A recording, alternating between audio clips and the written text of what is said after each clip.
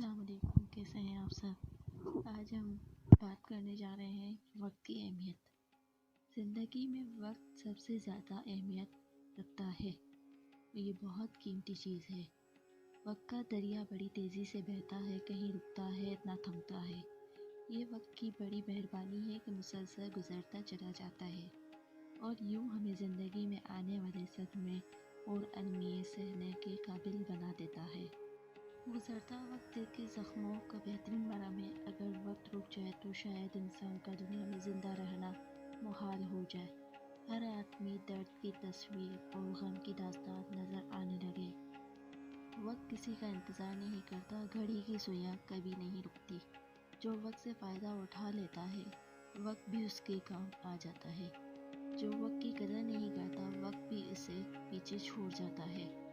وقت ایک عظیم دولت ہے۔ وہی شخص دنیا میں عزت مسرت حاصل کر سکتا ہے جو وقت سے فائدہ اٹھاتا ہے۔ ہمیں چاہیے کہ ہم بھی اپنا وقت ضائع نہ کریں اور ہر کام مقررہ وقت پر کرنے کی کوشش کریں۔ کبھی آج کام کل پر نہ چھوڑیں۔ جو لوگ وقت کی قدر نہیں کرتے، در حقیقت ایک قیمتی خزانہ ضائع کر دیتے ہیں۔ گزارا ہوا وقت کبھی کسی قیمت پر بھی واپس نہیں لوٹتا۔ پابندی وقت کے ساتھ اگر ہم مخلص محنت کریں تو ہم اپنی اقتصادی حالت درست کر سکتے ہیں، عزت کی زندگی بسر کر سکتے ہیں، یوں ہم کسی کے محتاج نہیں ہوں گے۔ نظام کائنات بھی ہمیں وقت کی پابندی کا درس دیتا ہے۔ ہر موسم اپنے مقررہ وقت پر بدلتا ہے۔ دن رات مقرر وقت کے پابند ہوتے ہیں، چاند سورج ایک مقرر وقت اور مقرر نظام کے ساتھ طلوع و غروب ہوتے ہیں۔ یہ اپنے پروگرام میں کبھی بھی قاعدگی نہیں دیتے۔ انسان اشرف المخلوقات ہے۔ وہ اگر پابندی وقت کا عادی نہیں ہوتا تو یہ اس کی نہ سمجھے یا نا اہلی کے سوا کچھ نہیں ہے۔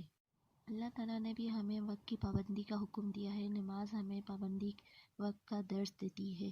روزہ بھی وقت کی پابندی بتاتا ہے۔ وقت پر سحری کھانا پڑتی ہے، وقت پر افطاری کرنی پڑتی ہے۔ اگر سحری دیر سے کھائی جائے تو افطاری وقت سے پہلے یا بعد میں کی جائے تو روزے کا ثواب نہیں ملتا اور سارے دن کی محنت رائگاں چلی جاتی ہے۔